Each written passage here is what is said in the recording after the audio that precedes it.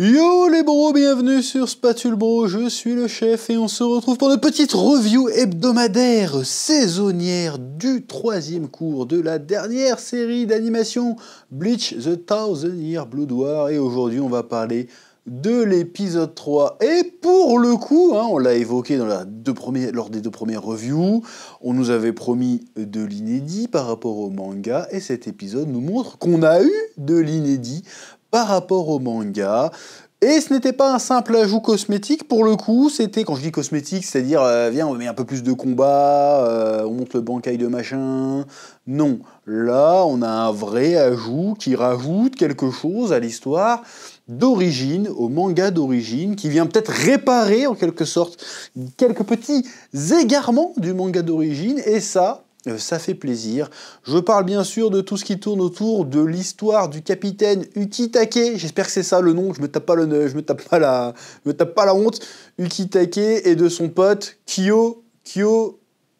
Merde. Ukitake et Kyoraku, bordel de merde. Il me manquait 2 syllabes et je l'avais, donc je m'améliore.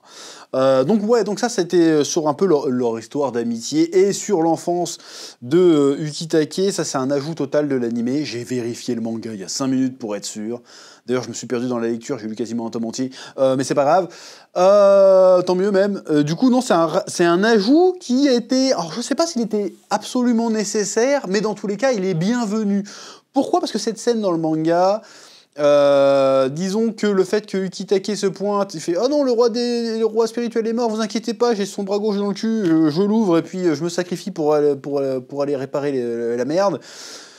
Dans le manga, ça arrive un petit peu comme un cheveu sur la soupe. Voilà, c'est genre, vas-y, non mais en fait, il y a la main droite du roi spirituel qui m'a sauvé quand j'étais petit, du coup j'ai un peu de lui en moi, et du coup je peux devenir le nouveau roi spirituel et empêcher les 3 mondes de s'effondrer. Du coup, voilà, je me sacrifie, et après, en fait, on n'évoque plus jamais le bordel. On n'évoque plus jamais le bordel. Donc on se dit, what the fuck? Qu'est-ce qui se passe en fait? C'est quoi cette explication à la mort moelle-neu? Qu'est-ce qui se passe? D'où ça sort? Bon, là il y a toujours le délire d'où ça sort. Ça va être un peu plus expliqué plus tard, j'espère. Dans le manga, c'est un peu vite fait expliqué. On fait une petite allusion après par la suite, mais je ne vais pas spoiler ceux qui n'ont pas lu le manga. C'est tout. Peut-être que là, ça sera un peu plus exploré, ce truc-là. Donc même si ça arrive un petit peu comme un cheveu sur la soupe, on nous explique que pour le personnage, ça a du sens, et à quel point ça a du sens. En nous mettant le flashback de ses parents qui prient pendant des heures pour que le dieu se manifeste, et que le dieu se manifeste lui fasse boire ses larmes, et que du coup il s'incarne un petit peu en lui et le soigne d'une certaine manière. En tout cas, le maintient en vie, puisque le gars il continue à cracher des glavios de sang tout le long de sa vie en fait. Donc ça le maintient en vie.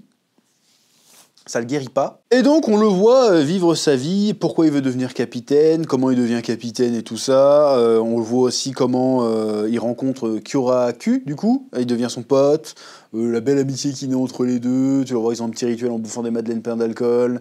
Donc voilà, c'était une histoire touchante, et qui montre que le gars savait depuis le départ qu'il était destiné, qu'il avait survécu pour quelque chose, qu'il avait une mission, qu'il avait un but à atteindre, et ce but n'était pas forcément de devenir capitaine de la Soul Society ou quoi que ce soit, son but c'était d'être là au bon moment pour pouvoir utiliser le don qu'on lui a fait, que sa vie, que sa nouvelle vie qu'on lui a offerte, parce qu'il aurait dû mourir, que la vie qu'on lui a offerte serve son but. Voilà, donc là ça a du sens tout ça. Alors c'est des choses qui sont expliquées en 2 dialogues dans le manga, et j'ai trouvé ça un peu dommage dans le manga de ne pas explorer un peu plus ça. Donc là on l'explore un peu plus, on voit ce qui lui coûte de se sacrifier quand même, on voit sa vie, ça donne un peu plus de poids à son sacrifice, c'est pas juste le personnage qui arrive comme ça, c'est bon je vais me sacrifier et puis salut. Là non, il arrive, on voit pourquoi il fait ça, on voit en quoi c'est un accomplissement pour lui, et arrive ce qui arrive. Donc j'ai trouvé ça beaucoup plus mieux fait, en fait, mieux raconté, ça fait plus de sens, et on a une plus grosse émotion quand la chose arrive, si tu veux. Alors que dans le manga, c'est un peu brut, c'est un peu genre « Ah bah, il servait à rien ce connard, et puis tout d'un coup, tiens, je fais ça maintenant !» Et fini, après on n'en parle plus. Là, pour le coup, on a rendu justice, en tout cas, au personnage. Voilà. Oui. J'ai aussi pas mal aimé le parallèle avec ce que fait Kyoraku dans cet épisode, parce qu'il sait que son pote est sur le point de se sacrifier, c'est une subtilité qui n'est pas aussi présente dans le manga, Et en fait, lui, pendant ce temps-là, qu'est-ce qu'il fait? Bah, il va libérer Aizen. Et il y a une phrase de l'épisode que j'ai trouvé intéressante. Alors, je pourrais pas dire si elle est dans le manga ou pas, je me souviens pas, mais si je viens de le lire, mais c'est pas grave. Je vais arrêter de comparer au manga tout le temps. Il y en a qui ça les exaspère. Arrête de comparer au manga tout le temps. En même temps, c'est une adaptation, fils de... Bref. Bon. Et il dit, à un moment donné, il y a que deux raisons de se battre, pour la vie ou pour la vertu, enfin, pour l'honneur. Et lui, il se bat. Tu vois que Ukitake fait un sacrifice pour la vie, pour le coup. Et l'autre, en parallèle, il sacrifie un petit peu son honneur. C'est-à-dire que voilà, je vais être obligé de demander de l'aide au pire ennemi de la Soul Society.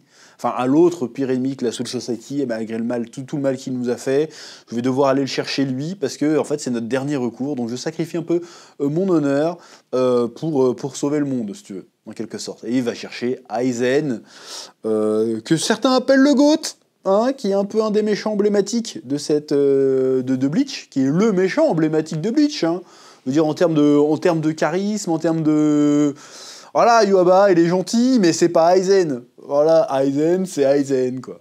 Aizen, il a sa musique, il a ses catchphrases, Aizen, quoi. Il y a les méchants, puis il y a Aizen. Alors que Yuaba, bon, il est bien, hein, mais c'est pas Aizen, quoi. Bref. Bon, Aizen qui pète la glace, encore une fois, hein, trop cheaté sa mère, tu te demandes même comment ils l'ont battu à un moment donné, hein. Tu te dis le gars, bon allez, je vais te libérer ta bouche, et en fait le gars il fait non, c'est bon, je suis quasiment libre. Bah je vais libérer quand même ton œil et tes chevilles, comme ça tu vas pouvoir marcher.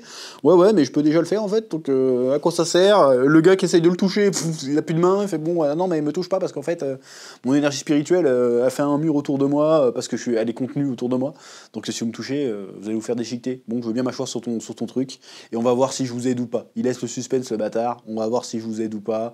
Voilà. Ça c'est toujours un peu stylé dans les histoires du genre où l'ancien méchant devient un allié. Tu vas me dire, c'est un peu un classique dans Dragon Ball, c'est que ça quasiment, mais c'est toujours stylé. Là, il y a un peu le côté Goku et Piccolo contre Raditz, tu vois, il y a un côté un peu sympa. Et là, c'est Aizen qui arrive, et donc ça c'est un petit peu stylé. Tu te dis, là, ils vont chercher du lourd, c'est qu'ils sont vraiment au pied du mur pour faire ça, quoi. Donc ça c'est assez cool. Et puis il y a un sentiment d'impuissance générale qui se dégage de cette situation de la Soul Society, qui était déjà le cas depuis le début de l'arc en fait. Dès la première attaque des Stern Ritter, tu savais que bon, ils étaient paumés. À un moment donné, t'as cru qu'il y avait un sursaut et tout, mais en fait ils sont toujours aussi paumés. Et là, il va certainement, je ne sais pas, peut-être avoir un autre sursaut avec l'équipe qui va débarquer tout en haut du palais céleste là pour faire la bagarre, donc ça va être cool.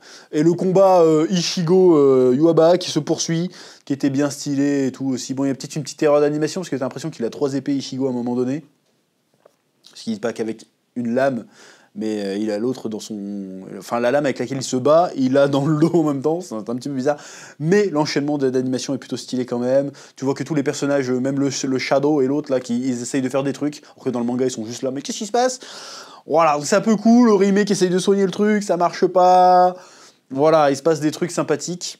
Donc très très curieux de voir ce qu'ils vont rajouter encore, qu'est-ce qu'ils nous gardent comme surprise, comme révélation, qu'on n'a pas eu dans le manga avec cette saison de Thousand Year Blood War. Pour l'instant, ça commence plutôt bien. Pour l'instant, je ne vois pas les défauts qu'il y avait dans le manga, mais encore une fois, c'est peut-être l'état de grâce, hein. Peut-être qu'on va se taper la malédiction du 3e épisode, et qu'après le 3e épisode, ça va repartir en couille comme le manga l'avait fait à l'époque. Mais j'ai bon espoir que des changements vont être apportés, des changements pertinents. Cet épisode le prouve, qu'ils sont capables de faire des changements pertinents, d'apporter vraiment des choses, au-delà de l'esthétique, de raconter vraiment quelque chose avec les ajouts. Donc ça fait plaisir. Voilà, c'est à peu près tout ce que j'avais à dire sur cet épisode de Bleach. J'espère que cette revue vous a plu. Si vous avez des remarques à faire, me dire ce que vous avez vous-même pensé de cet épisode, eh ben c'est dans les commentaires comme d'habitude. Un petit pouce bleu, un petit abonnement si ce n'est pas déjà fait. Je vous dis à très bientôt sur Spatule Bro pour de nouvelles vidéos. Que la passion vous guide.